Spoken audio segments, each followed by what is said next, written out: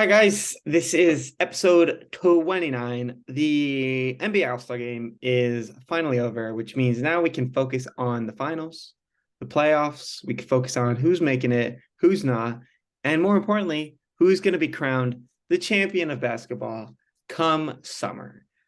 To get started, we're going to discuss our top five teams or our top five finals candidates for this season. Would you like to start? Yeah, so I'll go first. So in the NBA this year, it's been kind of wide open. I feel like this year is a good year because there's a lot of teams that actually have the chance of winning the championship. But my finals contenders, I'll start at number the Milwaukee Bucks. They won the championship 2 years ago. They have Giannis, they have Drew Holiday, they have Chris Middleton. Concern is that Chris Middleton has not looked healthier, and his health is a big concern. Or I have the Denver Nuggets. I think that I picked them earlier.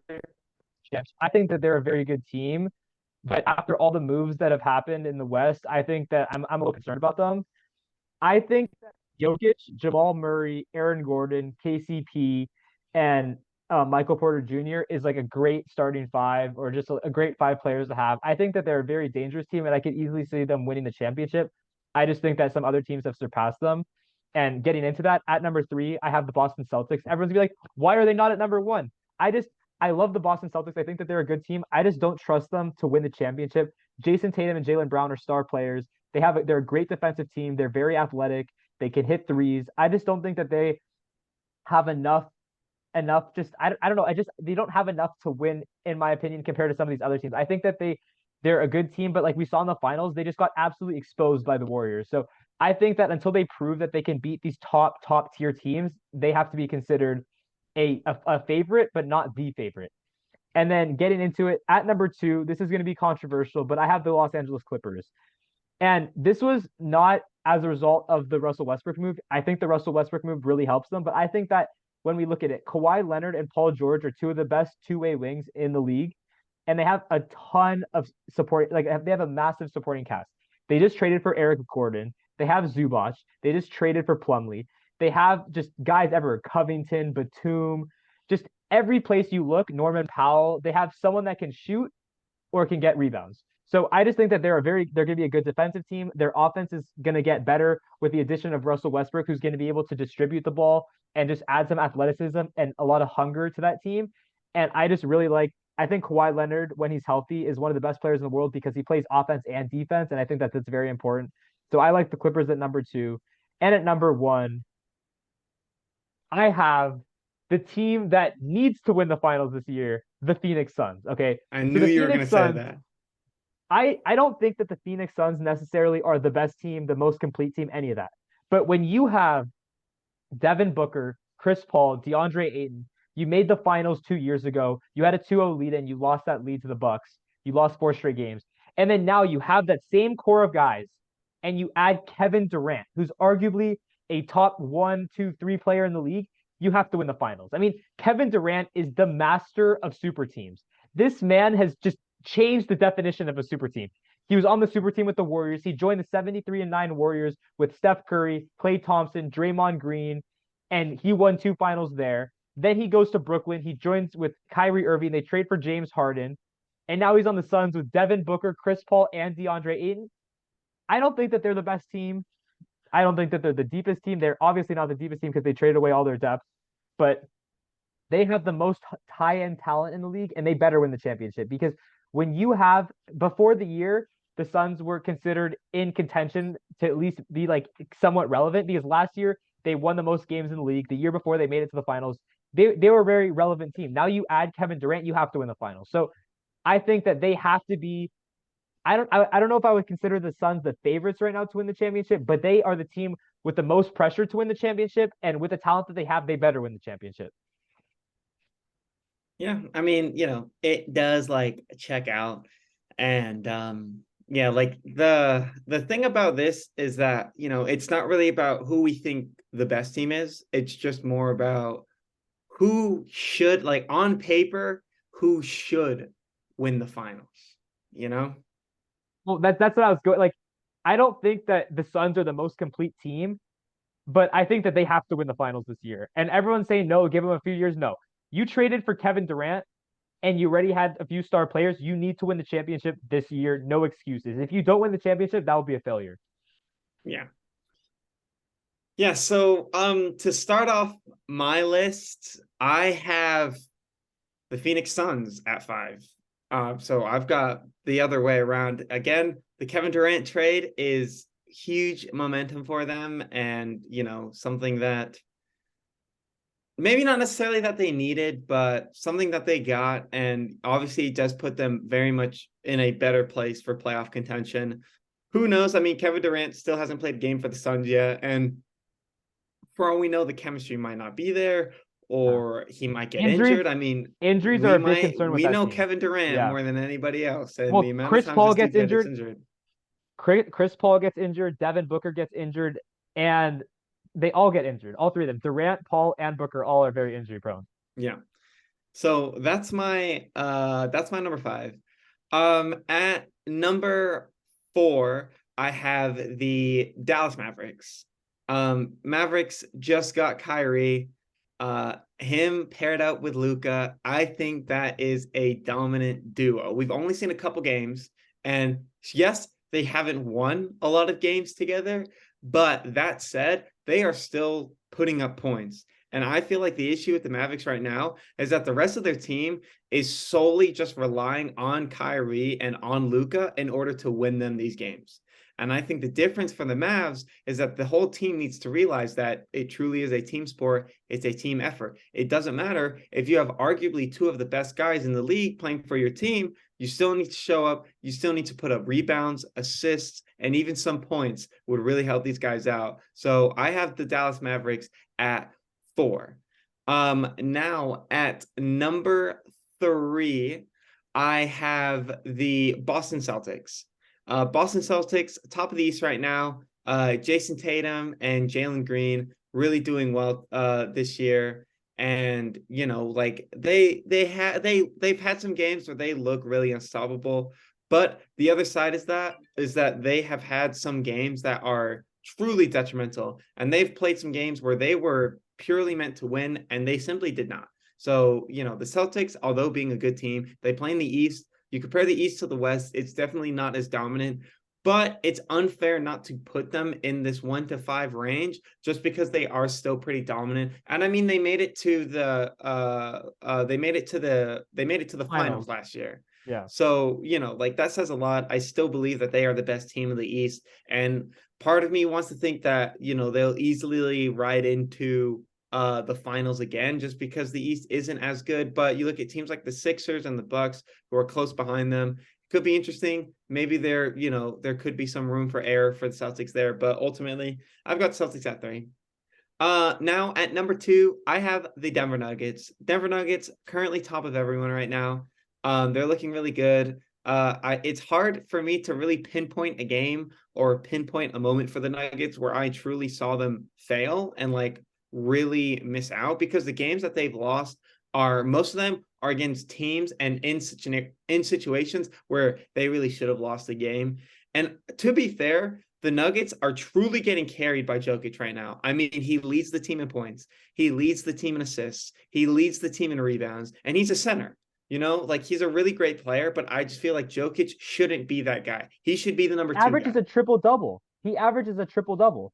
And that's because Yeah. everyone passes the ball. Like he puts up Yeah. points. He's always going to be in the right position Yeah. at the right time. Like he's always going to be in the paint. He's there. He's that guy. He's Yeah. constantly getting fouled. He's not that physical, but he's smart. He's really smart with the game. Yeah. That's why the Nuggets are doing so well this year. And again, they're top of the entire league right now. But that doesn't make them number 1 for me. Number 1 for me are the Los Angeles Clippers. And I know this is very controversial, but at the end of the day, like, it's plausible. I mean, to be fair, for you, you said that the Russell Westbrook trade wasn't what did it for you. For me, the Russell Westbrook trade is what does it for me. I mean, Russell Westbrook, we saw when he was with the Lakers, which just so happens to also be in LA. When he was with the Lakers, he clearly did not want to be there. He knew that he was surrounded by a lot of great guys, but I feel like he was just kind of in the background. And Russell Westbrook just doesn't come across as that kind of guy. I mean, he seems to be very emotional, very egotistical at times, and that kind of guy always wants to be number one or number two. That's why at the Thunder, when you had Harden, you had Westbrook, and when you had Durant, they all kind of formed like a trio instead of having a 1, 2, and 3. They were all good together. And now Westbrook being at the Lakers, he's kind of overshadowed by LeBron's huge legacy. And then the fact that Anthony Davis is constantly just feeding the ball to LeBron James. I mean, I'm constantly watching Lakers games where Russell Westbrook isn't even starting. Like, it kind of feels like he's more of like the captain of the B team than he is part of like the Anthony Davis, LeBron James, Russell Westbrook trio. Like, that just doesn't seem like it's all there. And, I remember when Westbrook first came to the Lakers and every Lakers fan was like, that's it. We're winning all the finals for years to come. I kind of doubted it because I knew the type of player that Westbrook is. He likes to be number one, or he just doesn't want to be in the shadows. It wasn't a good fit, because if you look at it from a basketball perspective, you have LeBron James, who is not the greatest shooter in the world, but what he's really good at is passing, distributing to his teammates, and kicking the ball out to open shooters, because he demands such a big load just because of his physicality that he's able to pass to open guys, because he sucks the defense and he could just pass out to open shooters.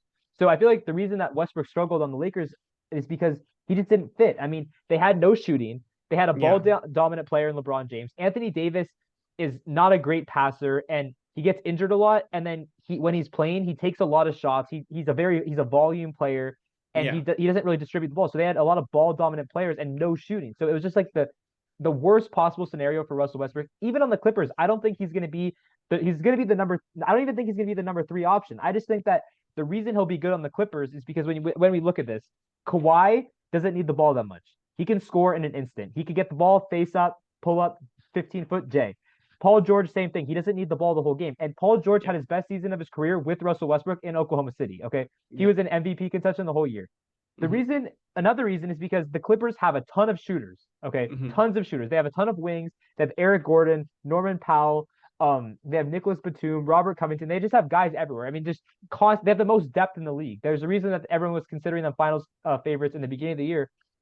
They have tons of depth. I think that this is going to really help Russell Westbrook and the Clippers, because if Russell Westbrook is able to fit into his role, which is going to be either the starting point guard or a point guard coming off the bench and basically leading a bunch of shooters, if he dribbles the ball up and is able to pass out to 3-point shooters in transition and is in the half court and able to drive and kick, they're going to be successful because they can knock down those shots. On the Lakers, they couldn't hit those shots, but on the Clippers, they're going to hit the shots. It's going to be a good move, in my opinion, for this team if Ty Lue's able to really harness Russ's ability and use it to the best of his powers. And also, Russ has an edge, and he's always had an edge. And he wants revenge, because what happened in LA, I've always been a big Russell Westbrook fan. I love LeBron James too, so I was upset because it was a bad fit for both of them. Now I'm happy that it's over, but I'm happy for Russ because now he gets a chance to prove his worth. He gets a chance to go potentially win a championship. Everyone told him that he couldn't win a championship. He could potentially win a championship on the Clippers, and it gives him a chance to win a championship with the team in LA that's not the Lakers, and he could have revenge against the team, the Lakers, that made his career miserable, that made his life miserable. You saw, as you said before, it didn't look like a good team, a cohesive team. He was not involved in the huddles. And there's all these viral videos of him coming out and talking in the locker room, and it was like just awkward because he didn't really fit in the locker room. We saw early in like the off season when they were at like G League games and or at the summer league games, and LeBron James would sit one place and Russ would sit across the thing. There's no team chemistry in LA. He didn't fit as a basketball fit, and there was no team chemistry. So I'm just happy he gets to go to a place where he's going to be happier. He's going to have a chance to win, and he's not going to get hate, because I've never seen a player in any sport get as much hate as Russell Westbrook does. And it doesn't really seem fair, because he was never the best player in the league or the greatest player in the league. No. And the amount of hate he gets, he's a great person. He's great on and off the court. He's a good guy. His skill set didn't fit with the Lakers, and the amount of criticism he was getting was absolutely ridiculous. I'm just happy he gets a chance to restart and get to join a team that actually has a chance to win. Yeah, it's just like such irony in all of it, because I mean, I pointed out a few weeks ago, like you said right now, he wouldn't be a part of team huddles, he wouldn't go to team meetings. He essentially just wasn't on the Lakers. And the fact that the solution for him and what has made him so happy now is to essentially get traded to the Jazz for like a week and then just go straight back to LA, but play for basically the team on the other side of the river, as it were, you know? Like it's just, it's just like it's such an ironic thing to happen because it's Yeah. like, wow, like it has nothing to do with the city that you're in. It has nothing to do with any of that. It purely has everything to do with the chemistry of the players that you're playing with. But Yeah. going back to my list, the reason why I have the Clippers at number one, I feel like what a lot of people aren't seeing is the fact that Kawhi Leonard literally plays for the Clippers and Kawhi Leonard is healthy. Finally, he is healthy. And, just to make matters worse, when he won the finals with the Raptors, that odd season out, I mean, it was essentially like the Raptors 1 year were like a decent team with Kawhi Leonard. They had this year where Kawhi Leonard was literally the greatest player in the league, and then he got traded to LA. So, and in that year where they won the finals, I mean, the team itself wasn't anything crazy. I mean, they basically had Kawhi Leonard and then players like Fred VanVleet, who like, it's not crazy. It's like players who are decent, yes, and who belong in the league, but there was, you're constantly seeing all these duos and trios in the NBA. And especially that year, there was none of that for the Raptors. It was solely Kawhi Leonard against everyone. And I mean, you look at the famous buzzer beater shot. Guess who took that shot? Kawhi Leonard. I mean, he was the guy for the Raptors. He won the Raptors that finals. There was and everyone knew it. Everyone knew it too, without a doubt in anyone's mind. He was the guy that was going to win them the finals. And that's exactly what he did. And now being on the Clippers, not only being on the Clippers, but having such a great team, he can win a finals with essentially nobodies. And now he's on a team with Paul George and with Russell Westbrook. And with those two players alone, they already have chemistry when they were playing back at Oklahoma City. Paul George has built chemistry with Kawhi Leonard. So now they can just use those two sets of chemistries, bring them together. And honestly, I feel like being an NBA championship winning team. I mean, Yeah. I that's agree.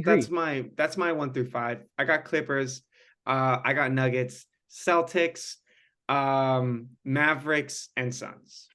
Yeah, the only thing I'm worried about is with the Clippers is when you look at it on paper, they're an amazing team. They have the most depth, the most talent, and they should win the championship. But the Yeah. thing that I'm worried about is that there's just this thing with the Clippers that they just always underperform in the playoffs, and they have that history. I mean, we see it in other sports where some teams just their history, like Real Madrid in soccer, their history really pushes them forward, and other teams Yeah. it just really holds them back.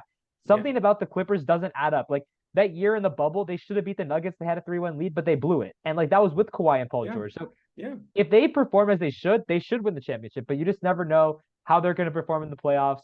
Yeah. We'll wait to figure it out. But we kind of talked about this earlier. But go ahead. I've been saying too, that the Clippers should move out of LA. And I think the best place for them to go is Vegas and finally get an NBA team in You think Vegas. San Diego? See, I think San Diego. You know why? Because Kawhi and Paul George. I think I've seen Paul George at Padres games. Paul George said he's a San Diego fan. San Diego has a great fan base, and I feel like just it really would help the Clippers to join. The Padres hate the Dodgers. The Clippers don't like the Lakers at all. I feel like it would be a good place to go to really feed into that animosity against LA, I and can just understand that. they need a new identity. Right now they're in the shadow of the Lakers. Even if they Yeah. win the next 5 championships, they're always going to Mhm. be second to the Lakers because the Lakers have 17 or 18 rings. Like it's mind boggling. So Yeah, like it, they clearly are like you think of LA basketball, you think the Lakers. I mean, think of that's sports all just over the proven. world. You think of best franchises in the world. You think of in soccer, you think of Real Madrid. In baseball, you think of the Yankees. In basketball, you think of the Lakers and Celtics. I mean, Yeah. it's In just they're college, you like think of Oregon. It's just not definitely not, bro. Definitely not. But yeah, I think the Clippers, it might be a good opportunity for them to move. But getting into the Clippers, well, let's get into the Russell Westbrook move. We talked about it a little bit before, but overall, like, do you think that this move for the Clippers do you think if you were the Clippers, would you have done this move? If you were, would you not have done this move? Do you think it's gonna be a good fit? How much better of a fit do you think it's gonna be than like he fit in the Lakers or like the Wizards or anything? Like, what do you feel like? I mean, it's literally like a night and day comparison. I'm seeing videos all over Instagram and all over TikTok, all over social media of Russell Westbrook just having a good time at the Clippers like training facilities. And that's like Yeah. all they did. Like there was nothing like that for the Lakers. And even Yeah. in game, you could see that. And I am so pumped up to see what Russell Westbrook is like in game now with the Clippers. And whenever their first game is, I know NBA games start tomorrow on Friday. I don't know. They'll I don't start know today. They if start. There's games tonight. they start tonight. Yeah, but I thought they I started don't know if the tomorrow. Clippers play. I think the Clippers might play tomorrow, but Yeah, yeah, I'm that's excited why. to see their first game. Yeah. So like I'm excited to see like what Westbrook is like, what like see how much his dynamic has changed. But more importantly, Clippers and Lakers are playing sometime in April, I'm pretty sure. Yeah, April. I think And like that's April like 5th or something. Massive game. which is like right next to like NBA playoffs. So it's going to be, like Russell Westbrook's revenge game in a sense. And Yeah. B, maybe at that point, because the Lakers are currently sitting towards the bottom of the standings for the Western Conference, so they're not the greatest. But the Clippers are also there or thereabouts. They're obviously not 1 and 2, but I'm pretty sure they're like 5 and 6, maybe 7 right I think now. they're fourth. Let's see. Right now the Clippers are fourth in the West, but they're They're like fourth in it's the really West. close. They're one game behind the 3 seed, the Kings, and they're half Yeah, a game above the Suns and a game and a half above the Mavericks. The West is just yeah. very crowded, very Yeah, crowded. so yeah, because the Lakers are 5 games behind the Clippers right now. So Yeah. what we could potentially see is that maybe now that Westbrook is gone, there's also a new dynamic there. Like it's not so much dead weight, and they like LeBron and Anthony Davis can maybe focus on like actually winning games instead of just being like Yeah. we have a good team, but Westbrook lets us down.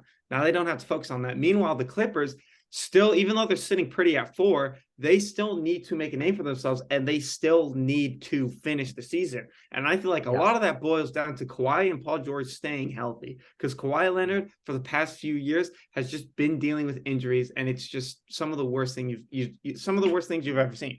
So Yeah. I feel like, yes, this move for the Clippers, maybe a little bit out of left field. I definitely wasn't expecting it. I mean, when he got traded to the Jazz, I was like, okay, that's interesting, but that kind of makes sense because the Jazz purely have nobody there. And like, after they got rid of Donovan Mitchell, he was kind of the face of the franchise, and they haven't really replaced him with anyone yet. And I mean, like right now you look at the Trying to standings. tank. They want to draft people. They don't want to be good. They want to draft high level players. They have a ton of draft picks, so they're not Yeah, trying to win. so like that's why when they drafted Russell Westbrook, I was like, okay, like that makes sense. Like they definitely have the payroll for it because they're clearly not paying anyone on their team right now. Yeah. I mean, they're sitting like they're just about missing the playoff spot right now by half a game behind the Thunder, but they're still like, they're not like that good. I mean, they're still sitting under a 500 record, and so are they're the gonna drop Thunder. off.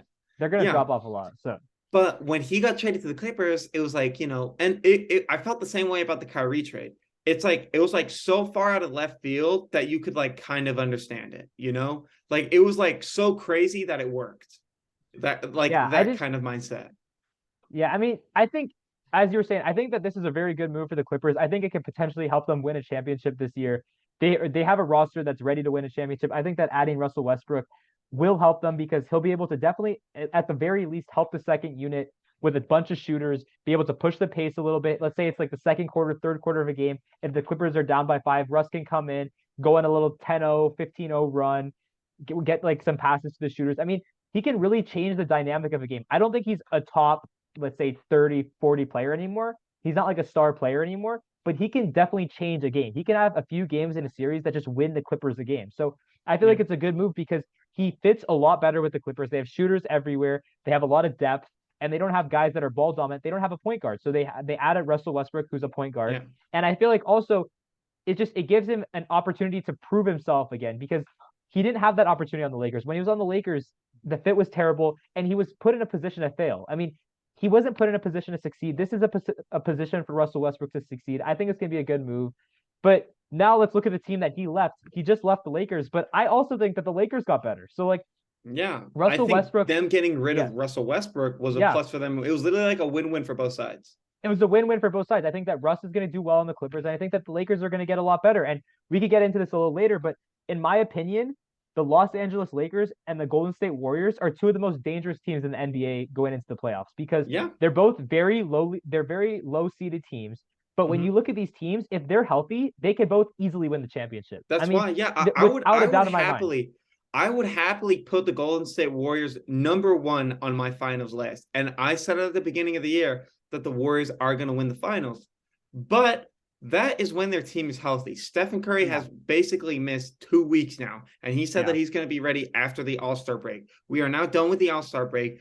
The Warriors are sitting just thereabouts on the playoff. They're like 8 or 9 right now. yeah. They're number 9. They're number 9. Yeah, so they're barely making it into the playoffs as it is right now. And if Stephen Curry remains healthy, he's strong, he comes back stronger than he did when he got injured, then the Warriors are going to make a run. I mean, it's something that we haven't seen Yeah, before. I mean, because yeah, they've done this before. They did it when KD was there. They've been yeah, doing it since Draymond is there. And now that they have a guy like Jordan Poole, it's just added talent, added skill. It allows them to be a better team year in and year out. That's why I've loved the Warriors so much. And I love Stephen Curry because he's just that guy. I mean, he can literally yeah. drain a three from anywhere on the court. And when you need that, when you have 15 seconds left in the game, but you've only got 6 seconds left in the shot clock and you're only up by 1 point, that 3-pointer is really all that matters. And you need a for sure 3-point shooter like Stephen Curry in order to get that kind of job done. That's why I Yeah. like it. And that's the thing that lacks for a lot of other teams is that, there are too many close games that are won by 1 point and 2 points because the only thing that they can do securely is layups and foul out, not go for the No, threes like Stephen Curry The does. Warriors are different. The Warriors are still the best 3-point shooting team in the league. I don't care about Without a what you say about doubt. the stats and all Yeah. that stuff. The shooters that they have when healthy are ridiculous. Okay. Yeah. They have Steph Curry, they Yep. have Jordan Poole. Klay Thompson is having a way better year this year than he did last year. And last year they won the finals. Andrew Wiggins has been hurt a little bit off and on, but when the playoffs turn around or when the playoffs come up, I think that he's going to be better than he was. Andrew Wiggins is a very good player. He's a 3-and-D player, a very good wing player. I think that Yeah. the Warriors, again, if Steph Curry's healthy and if their whole team is healthy, even Yeah. if they're the 8 seed, I don't care. I think that they could beat the Nuggets in a series. Exactly. Exactly. I think that the Nuggets are great, but the problem with the Nuggets is that they're a great home team, but they don't play well on the road, and they're They not do going to not. win in Golden State. And if the Warriors can pick off a game or two in Denver, I mean, the Warriors can shoot better than anyone in the league. Steph Curry can Yeah. go for 40 on any night. Jordan Poole can go for 40 on any night. Klay Thompson can go for 40 on any night. They're much more of a They can playoff get hot. team. They're much more of Yeah. a playoff team than they are a regular season team, And anyways. Draymond Green, whatever anyone wants to say about him, he's a winner. He just shows up in the playoffs, even when he's Yeah. having a bad series or bad this. He just shows up. He makes an impact on the game. Yeah. So I think that the Warriors are again a finals contender if they get healthy. And then the Lakers, we Yeah. look at it. The Lakers have been a terrible team all year. Probably one Yeah. of the 5 worst teams in the NBA this year. But when we Mhm. look at what they did, they got rid of Patrick Beverly. They Yeah. got rid of Russell Westbrook. They Yeah. got rid of a few other guys, Thomas Bryant. And look at the guys that they added. Okay. They added Malik Beasley, who can hit threes, one of the best 3-point shooters in the league, which is something that they Mhm. needed. They added Jared Vanderbilt, who's a defensive guy, like 6'11, can block shots, can run the floor. Absolutely great pickup. They added Mhm. Mo Bamba, who again is a really tall player, can do the same kind of thing. I mean, Yeah. they just added a ton of guys. And then I didn't even mention D'Angelo Russell, who on any given night can drop 25, hit some Yeah. threes, Yeah. is a good, can create his own shot, good point guard. They got a lot of guys that fit their team. They added shooting, they Yeah. added defense, they added Mhm. athleticism, Mhm. and that's what they needed. LeBron James and Anthony Davis need to be surrounded with guys that can shoot and Yeah. are athletic and can run the floor and that play Yeah. defense because Anthony Davis cannot run the floor and LeBron James is getting tired because he's older. He can't go all out on every single play because he'll Mhm. get hurt and you can't rely on a 38-year-old to keep going up and down the floor the whole game. In the Yeah. playoffs, he'll be able to do it more, but he's trying to Mhm. save some of that energy. So I think that the Lakers, even though they're 5 games under 500, even though they're like 13 games out of first place in the West, they're only like Yeah. I think they're like 5 or 6 games out of the 3 seed. I mean, this is crazy. The Lakers are 14 games back of the Nuggets, but they're only 6 games back of the 3 seed in the West. And I know there's only like 22 games left, but I could easily see the Lakers finishing top 8, top 7, even top 6 in the West. Mhm. Let's say this: if we have in our first round, let's say it's Nuggets Warriors and Grizzlies Lakers. I honestly would not be surprised if the Lakers and Warriors beat the Grizzlies and the Nuggets. I do not think that. Well, I think that the Nuggets are a legit team who could win the championship, but Yeah. they haven't proven it yet. And if they play the Warriors or even the Lakers, both of those teams are good enough to win, and they have proven stars that have won in the past. And if we look at the Grizzlies, I think that the Grizzlies would lose to both of those teams. The Grizzlies lost to the Warriors last year. If the Warriors are healthy, the Warriors will beat the Grizzlies. And if you look at the Lakers, who on the Grizzlies is going to be guarding LeBron James, Anthony Davis? The Lakers are massive. They're huge. They have 6'10, 6'8 to 6'10 players all around the court. Their shortest player would be D'Lo, who's like 6'3, 6'4, maybe even 6'5. I mean, they're going to create problems. The Lakers and the Warriors are going to create problems for some of these teams in the West. And I could easily see them, even if they are in the play-in and have to win a game or two to get into the playoffs, I could see them making a lot of noise in the playoffs. And that's like that's not normal because you don't usually see teams in the NBA playoffs who are 7 and 8 seeds move on because usually the 1 and 2 seeds are so dominant. But I think this year, I would not be shocked at all if the Warriors and Lakers made it to like the Western Conference semis or even the Western Conference finals. Yeah. I mean, like looking at like who the Lakers have traded, I mean, I think they have gotten rid of their two most toxic players. I'm not saying that they're bad players. I'm just saying that the energy that they gave, team. Toxic for their team. They hurt their team. I mean, we've already talked about Russell Westbrook, and for Patrick Beverley, I mean, he's just a passionate guy. I mean, you look at like when LeBron James was fouled and he brought the camera out and showed the referee. I mean, he's just that kind of guy. And, for the Lakers and for the dynamic there, it just didn't fit.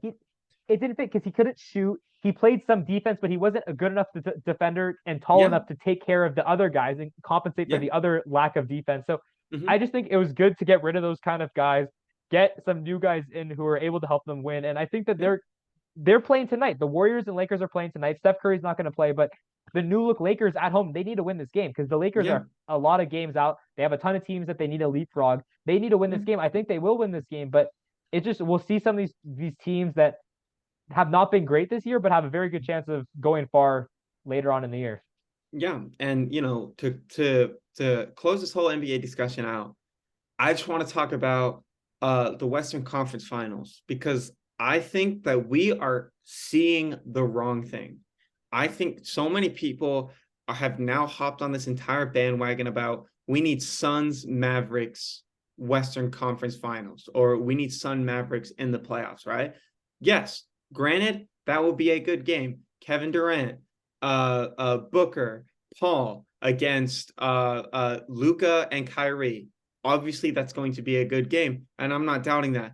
But I think what we are missing and what would be even better than that, which is already such a high standard as it is, but what would be even better than that is a clash of LA Western Conference Finals. And I mean, you look at the standings right now, it could plausibly happen. I mean, you replace the Lakers with the Thunder right now. So you have the Lakers at the 10 seed. Then you go Warriors, Timberwolves, Pelicans. So they're the 4 teams fighting out for the 7 and 8 spot. You have the Warriors and the Lakers coming out of that.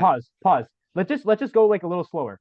Let's look at the West right now. So right now, the Nuggets and the Grizzlies are gonna be probably the top 2 teams in the West because they're so far ahead right now. The Kings can easily drop. The Kings are gonna get leapfrogged by the Clippers, by the Suns, and maybe even by the Mavs. I think the Kings are a good team, but they're not ready for what they have to handle. I mean, they're not going to handle. I think it's a little too late to say that the Mavs can jump them. Even the Suns is kind of stretching, jumping. The Mavs are only 2.5 games behind the Kings. That's literally 2.5 games. And also, but that means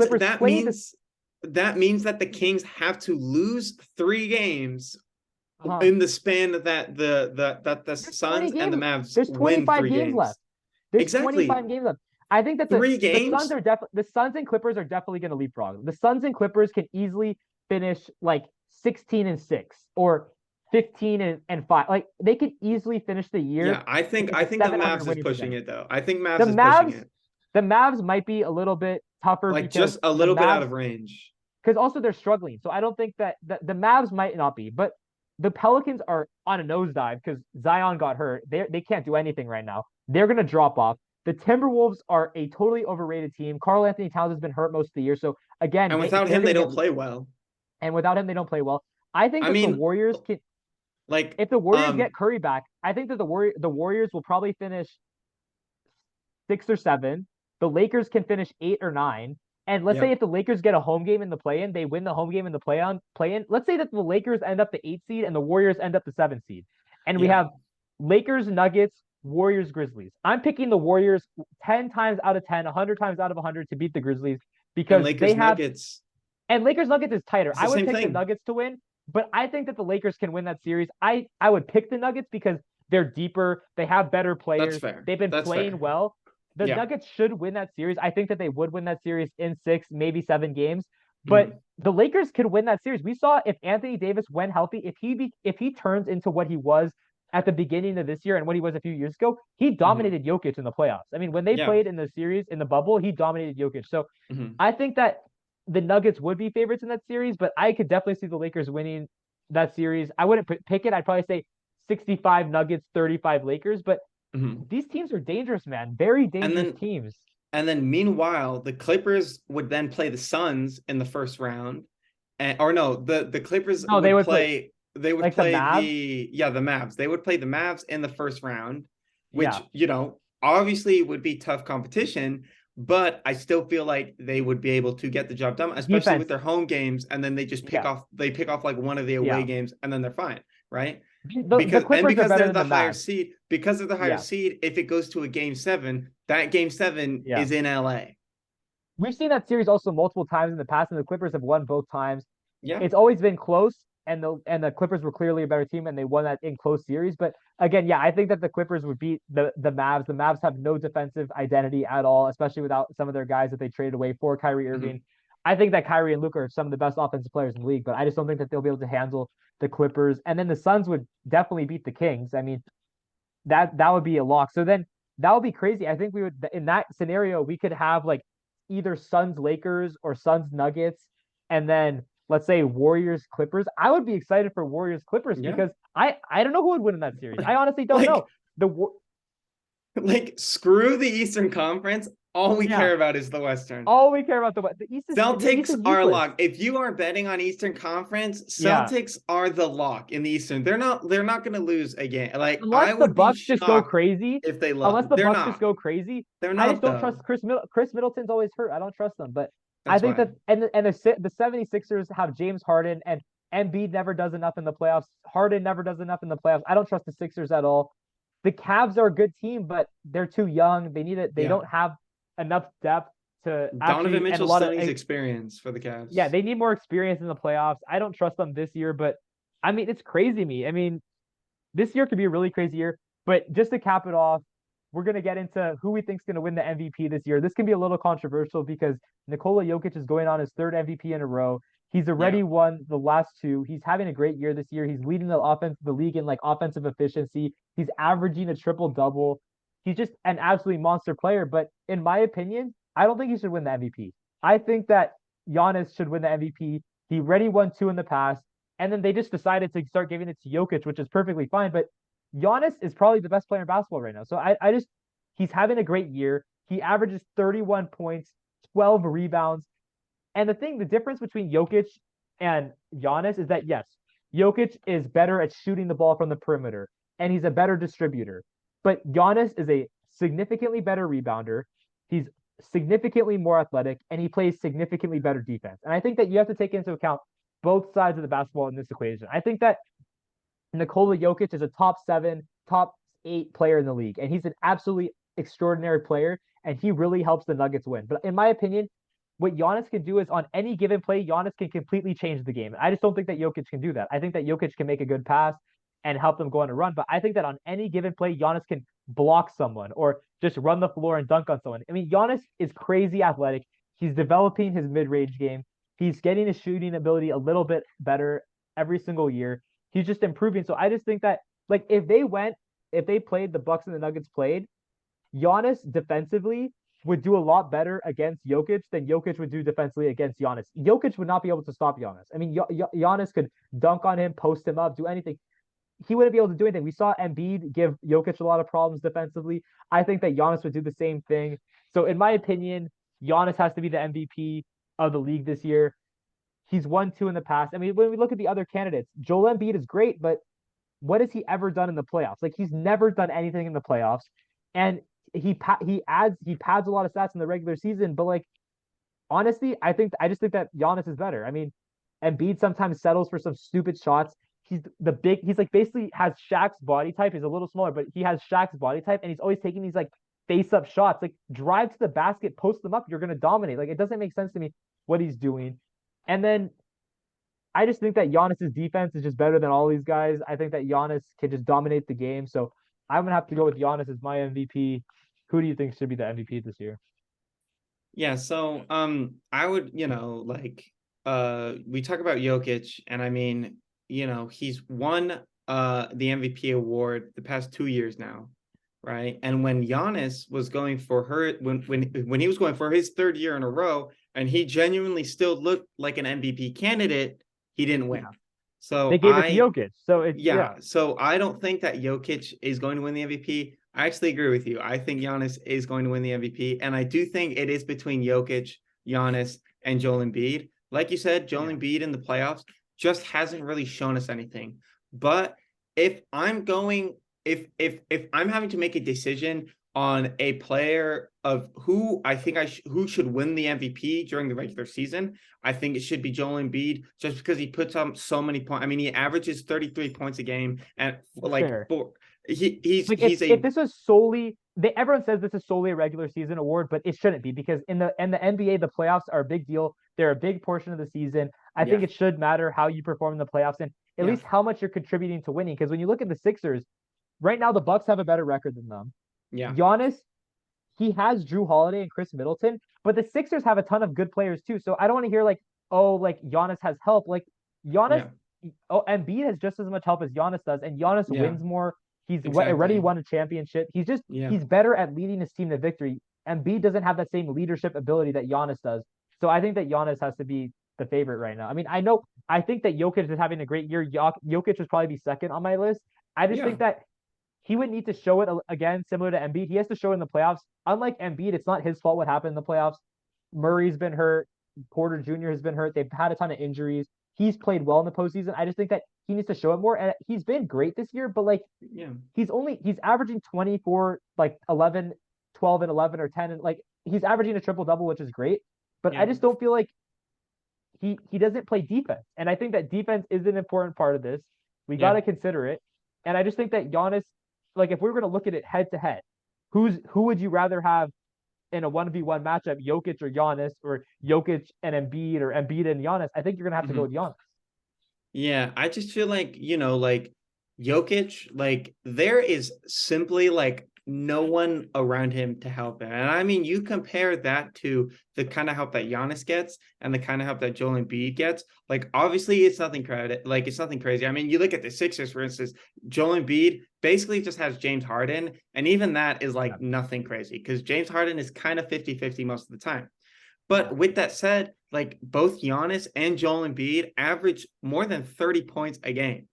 And Jokic just isn't there yet, and like has never really been there. It's just, but I feel like Giannis is definitely more dominant. And I feel like one of the important things when you're considering the MVP race is just the fact that you got to look at the players' environment around them. I mean, think about if Jokic had players like, let's say he had Donovan Mitchell and Paul George or James Harden, even. Like, let's say that he had all those players around him.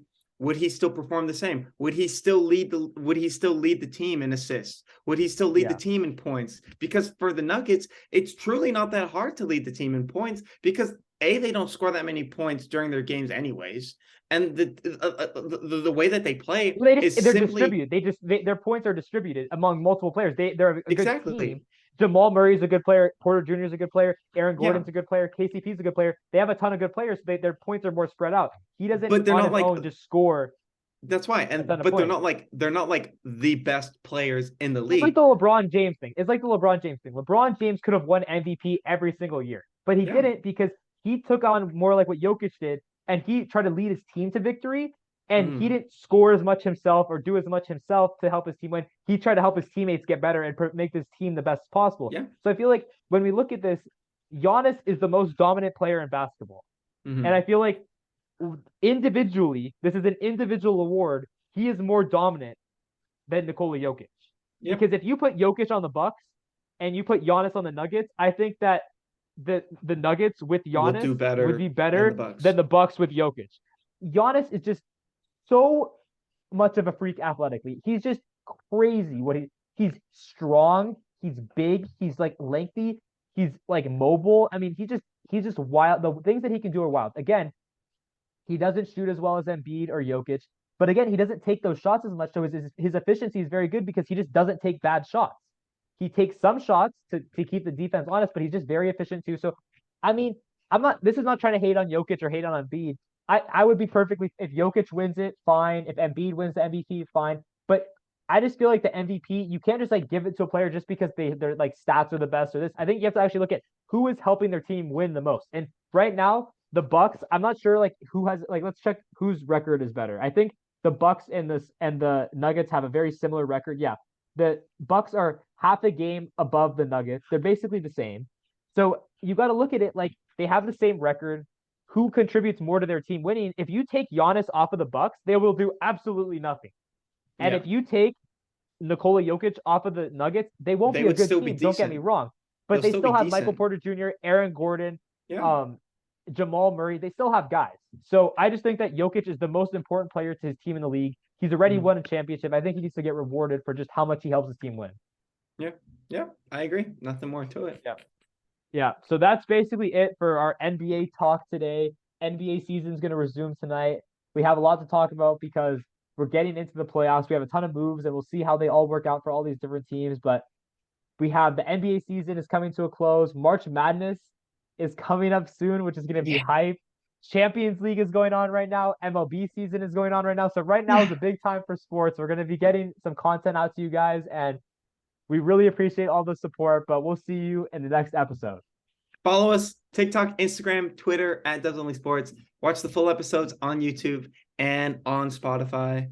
Last thing out, Clippers Lakers is going to be the new Thunder Heat rivalry. Watch. That's going to do us, guys. Yeah, we will see you in the next one. Peace out, guys.